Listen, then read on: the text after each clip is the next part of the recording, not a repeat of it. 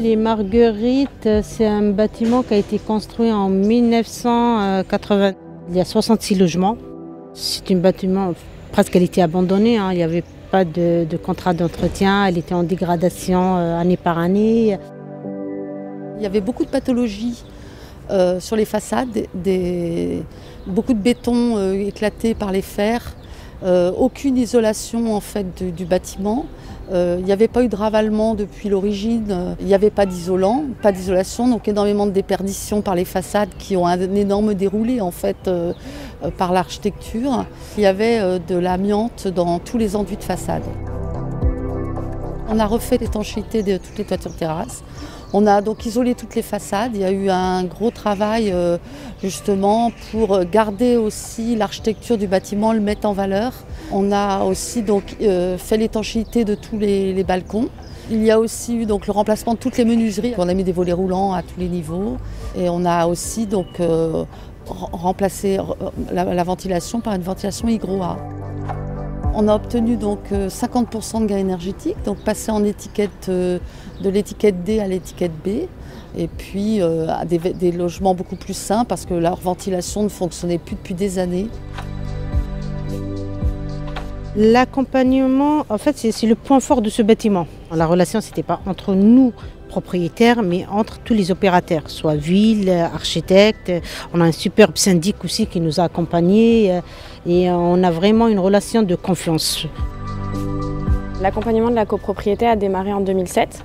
Donc dans un premier temps, on a eu une OPA copropriété dégradée. Donc c'est une opération programmée d'amélioration de l'habitat de 2007 à 2012. Et ensuite, on est rentré en plan de sauvegarde, qui est un dispositif qui apporte plus de moyens pour le redressement de la copropriété. Donc c'est une intervention sur tous les volets, donc volet gestion, finance, accompagnement social et les travaux. Depuis 2014, on a déjà 3 millions d'euros de travaux qui ont été effectués. On a eu à peu près 2,2 millions d'euros de subventions débloquées. Ce dispositif consistait à accompagner les copropriétés en difficulté dans leur redressement et leur autonomisation sur les aspects à la fois techniques, sociaux et financiers. Et donc on travaille avec différents partenaires, une équipe sociale, une architecte conseil, des juristes qui accompagnent sur le suivi des impayés, des besoins techniques et de l'accompagnement des ménages qui sont en difficulté financière. Je suis très fière d'avoir participé à ce projet et j'aurais parlé des copropriétaires pour les remercier parce qu'on a eu une collaboration très riche avec une équipe vraiment très impliquée. On a toujours été soutenus, ils ont toujours été présents et nous, vraiment, on a travaillé vraiment dans la sérénité. On démarre dans un espoir de zéro et on voit ce que ça a été réalisé, qu'on voit les gens qui sont contents, on a prouvé qu'on pouvait faire quelque chose.